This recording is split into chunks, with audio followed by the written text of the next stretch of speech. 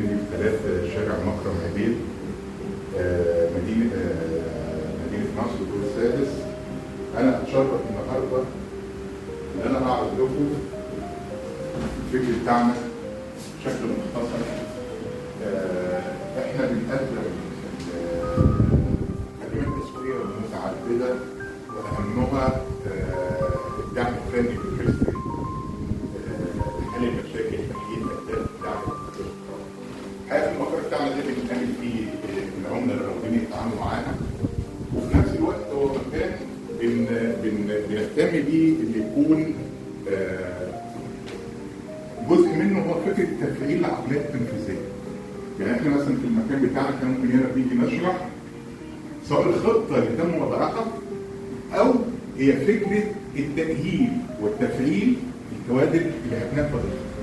لأن دائما بنقول الشركات المدركة هي بيبقى لها الشخصية، البصمة، الاختلاف، وليس مجرد ناس شغالة في كارير معين أو في نشاط معين يجي يطبقوا نفس الفكر اللي كانوا بيطبقوه في شركات أخرى في نفس النشاط. فاحنا بنبقى حريصين جدا الاستاف التنفيذي على قد ما احنا الشغل بتاعنا الاساسي هو وضع السياسات والخطط، بنشتغل على الداتا بيز، بنحللها.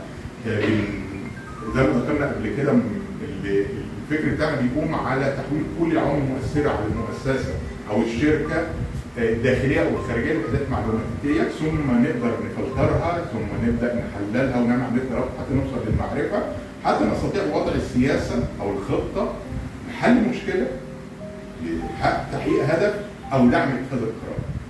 الاخطر في الموضوع انت ممكن تحط سياسه وخطه متميزه وممتازه، لكن الناس التنفيذيين معتمدين على طريقه واحده اتعودوا عليها او خبرتهم عليها، ودي بتعمل عمليه اشكاليه كبيره.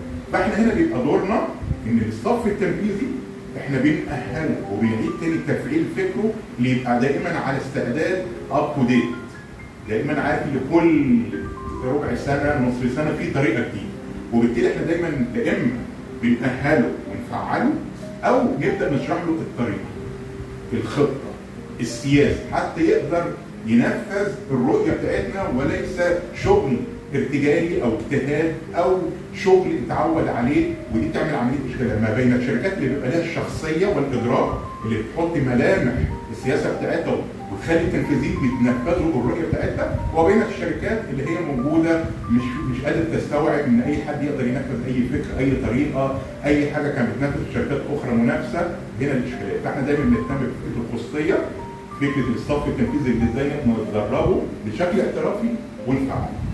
الحقيقه احنا نسعد بالتواصل معانا سواء للشركات الداخليه في مصر او الشركات في دول الخليج وبالاخص في المملكه العربيه السعوديه، اللي نقدم لهم خدمات او نفعل لهم الصف التنفيذي او ندعمهم في اتخاذ القرارات او حل مشاكل او تحقيق اهداف. شكرا والى اللقاء في فيديوهات اخرى.